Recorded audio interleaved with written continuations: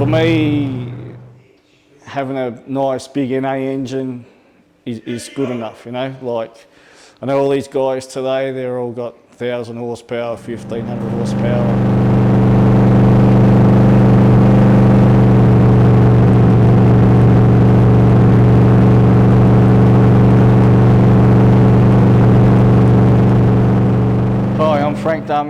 This is my VHSLE.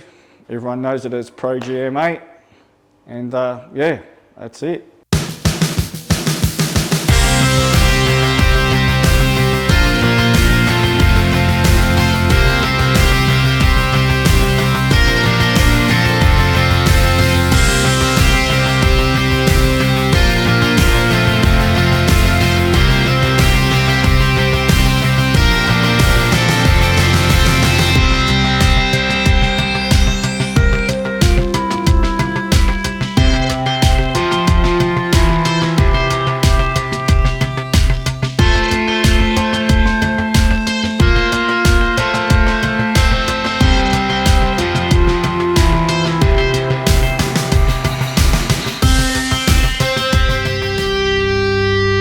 I bought it, over 30 years ago, and it's my second car. So, and obviously it was a family car. The kids grew up in it. Used to go camping in it.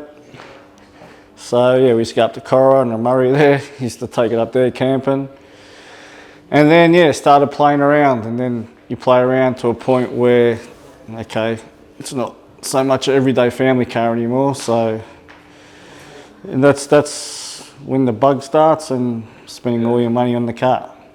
It was a light blue. I forgot what they call the blue. It wasn't two-tone, it was a solid colour blue with a nice pinstripe around the side of it. Yeah, and it's 83 model VHSLE 308. How they came out with the good Trimatic gearbox. The first build obviously was just camshaft, small converter. I remember I went to Graham Serini. He used to work out of his home in Sydenham. And yeah, so I got a camshaft and a converter off him. And then it grew from there. And I remember him saying to me, you know, you got the bug, mate, you're gone. So. At the start it was just make a bit of power, and then obviously we got caught into drag racing. You know, that's when, you know, the first sort of serious motor was when I went to Eugene at Flowcraft, and we built a 308 for it, HQ headed. It was good. It ran 1128, I think, back in the day there. And then when I tore it down and painted it this colour, we built a 355 for it with the HQ head still. And yeah, that was a crazy little engine. That was really good. We put that thing on the engine dyno, and it made 565 horsepower, which I know today doesn't sound like much, but it was a little weapon. It was a grouse engine. It had the FR19s, you know. Then we done a mini tub on it and put a billet wheel on it, and then I didn't like them, and then I put the 22s on it.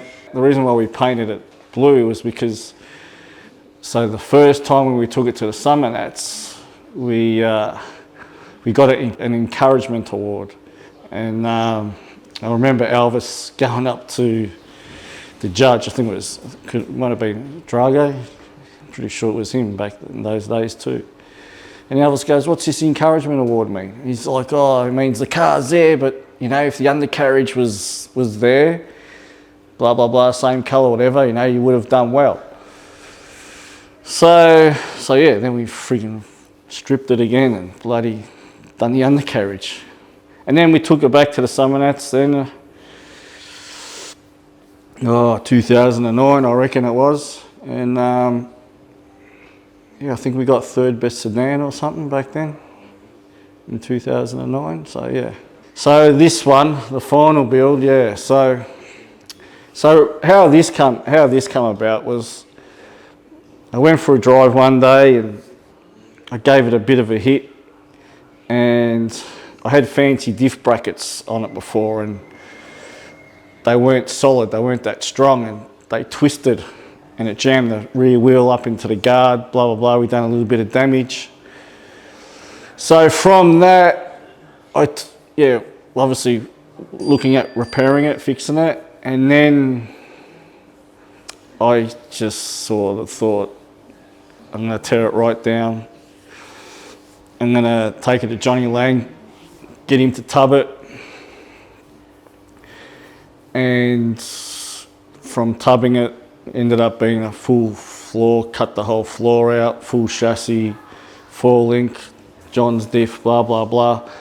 And then my main concern then from building the car was, all right, I'm spending all this money now, this has to be legit. So I went through the engineering process full on, and it was hard and costly, but I suppose at least now it's worth it, you know what I mean? So it's fully engineered, I've got the sticker on the car, and I'm pretty proud of that.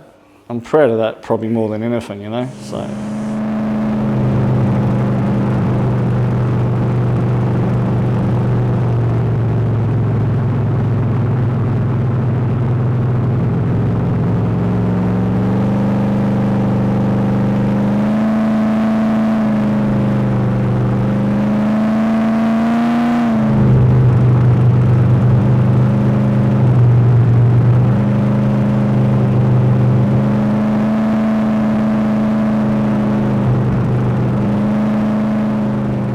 Now it's got a 440 cube LS, you know, with all the goodies, the dart block and all pro heads and manifold.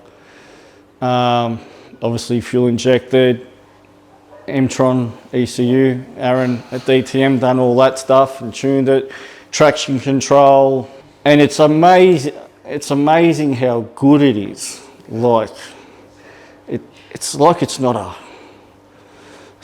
much of a hot car, like, you know, modified engine, you know what I mean? Like, I remember with the 355, okay, it was carby, but at least, you know, it was a bit of a pig when you go to take off, and, you know, and fuel up and stuff, where this is just so smooth, you know, which, and it starts easy, and it's on E85, and so it's really good. And yeah, and how it drives is just it's another level again, you know.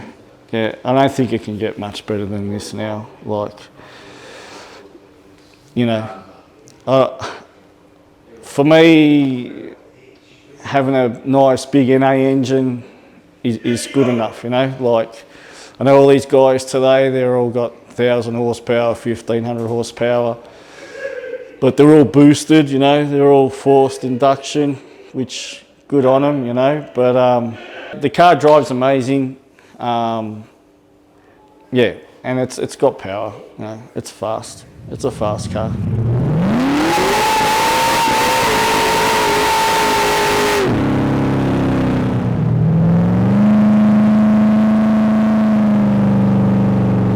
Body mods, well, it had a good body obviously from before, yeah, so we just bare metaled it again. And oh, well, the bonnet, yeah, that's a different story. So the body, nothing pretty much. We just bare metaled it and high filled it, blah, blah, blah. But the bonnet, yeah. Well, for starters, through an engineering process, you can't put a fiberglass reverse cowl on a steel bonnet. So I did get a steel bonnet made for reverse cowl, but it just didn't turn out the way I wanted it to turn out. So I went and saw Brown's Metalcraft, he's out in Bayswater, Nate. And I told him what we wanted to do, slice it and raise it with the original skin, blah, blah, blah, blah, blah. And yeah, he done a grouse job. Cost a lot of money, but I'm happy with the bonnet. Like, yeah, I'm not a huge fan of the big bumps on the reverse cowl, you know. I just wanted the smooth look, you know. The floor is raised, yeah, the floor's raised. I don't know how much it's raised by, a few inches or more. But yeah, the floor's raised, and when we put the engine in it, we dropped it and pushed it back as far as we could. Well, yeah, it's got the tubular chrome moly front end, blah, blah, blah, yeah. The car works really good. I don't know if it's maybe because we've dropped the motor down and pushed it back, like, you know, for the amount of power that it's got. And, you know, those wheels and tyres, yeah, it spins, but it goes straight and it pulls. It's not sitting there spinning, it's still hauling. So the car works good. But yeah, that tank's custom made. Sean's Custom Alloy built that tank for me. Just, yeah, they hydro dip it in that like carbon fibre look. The engine management stuff, yeah, there's heaps of wiring. Wiring, oh, there's a shitload, man. When you go EFI, there's a shitload. Aaron done all that, you know, like when I'd done it the first time, we'd done it all. Tony done it all, you mate Tony Carabot. He done all the, like, you know, for the headlights and all that stuff. So we didn't have to rechange that. That all stayed the same.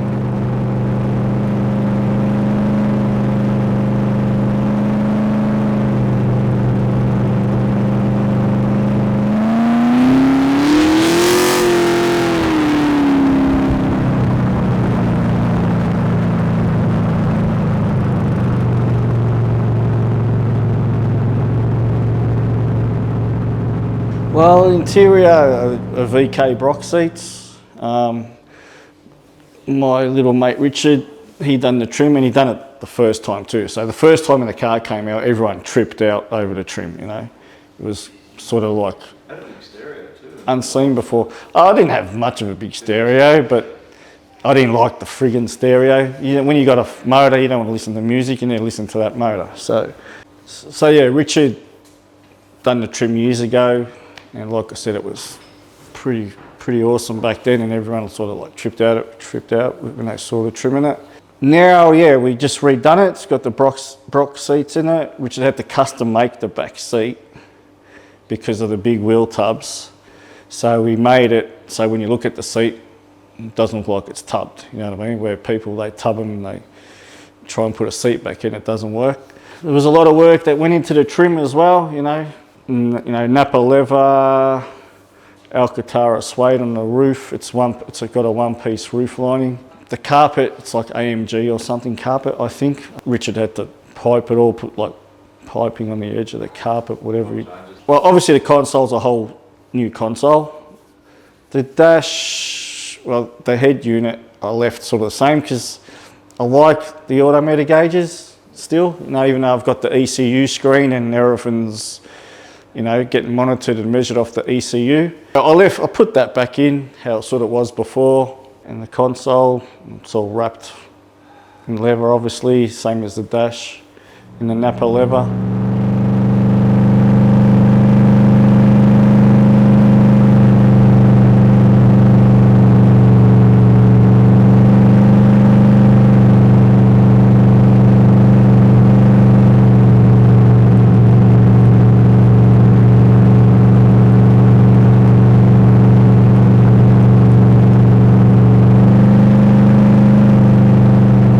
Just drive it now, that's it. That's all I've been doing, you know.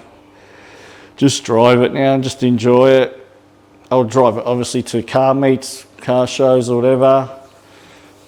Just, you know, take it out and just enjoy it. I just like taking it out, you know. I just wish I could find some young kid who loves cars and just pay him to wash it for me because I hate washing it, man. It's just too much hard work. Track time, yeah, it will come. It will come. It will come soon. I don't know how soon, but yeah, it will come, you know, so stay tuned for that. Stay tuned for that.